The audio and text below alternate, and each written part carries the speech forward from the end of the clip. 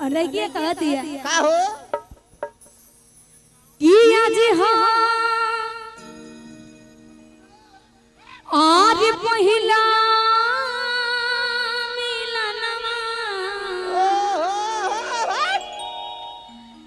कि मिलल सजनी के सजनवा वाह हम कहीं के अंगूर मिल गुल अंगूर कि हमार आहे अंग अंग गुलाब अने अने खिलल बदनवा कि सुनी सुनी भगवान जने आहे बिहान होके दे ए त बिहान ना होई कीली के बाड़ी बंद कर लो हां राते के रात रहे दी लड़कियां कहती है लाइट बुता दो लाइट बुताओ कि सुनी हां कि सुनी भगवान वाह आजन बिहान होके दे ए गुडू भैया राते रहे तो काहे दिन करत रहा हां कि आज राजा आज के खुरवे में आहे जवान हो खेदी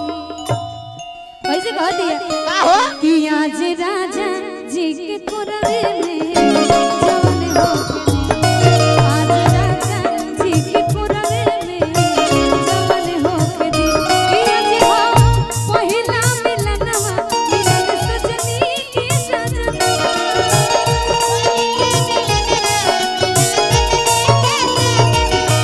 हमारे अंग अंग गुलाब नियन खिलल बाबा दनवा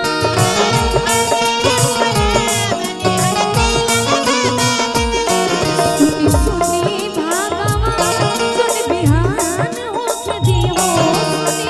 सुनी भगवान जन बिहान होके दे आज राजा जी के खुरवे में जान होके दे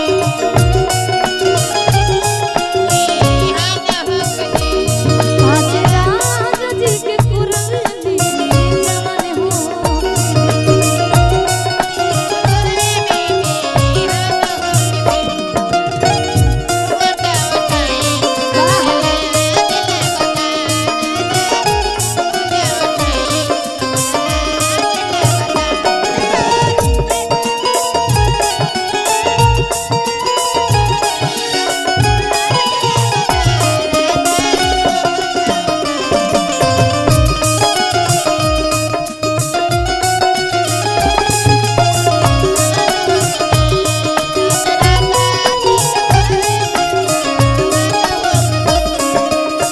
जैसे जैसे रात बढ़ता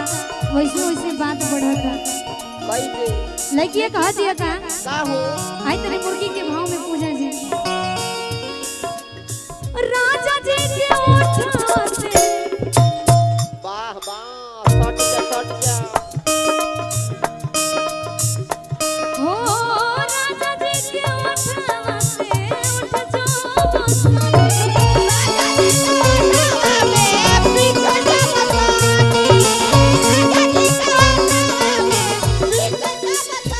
का गावत रहो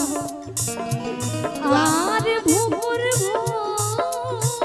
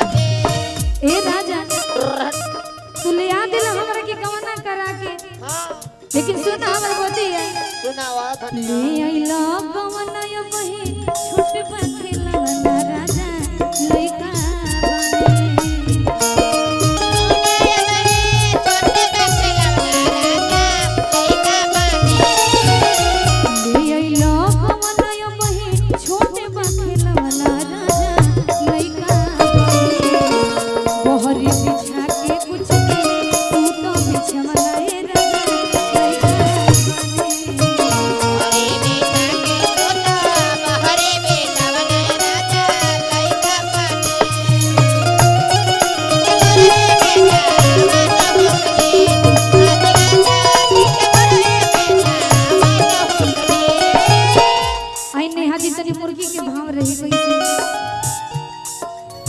रोगन का नहीं पिया अबे ना जाए तो आगे पीछे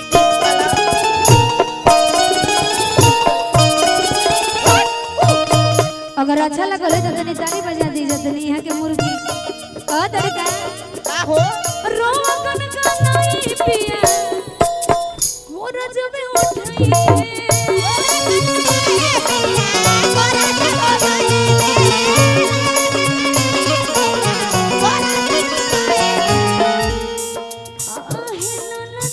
और किसके आओ और चाट के आओ आए जियरा जुड़े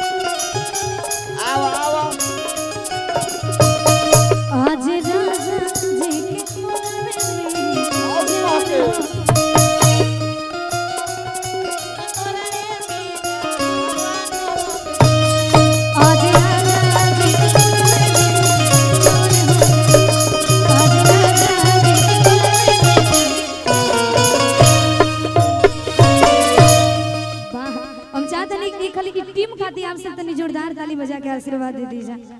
कि जब हमनी के टीम मिल जाला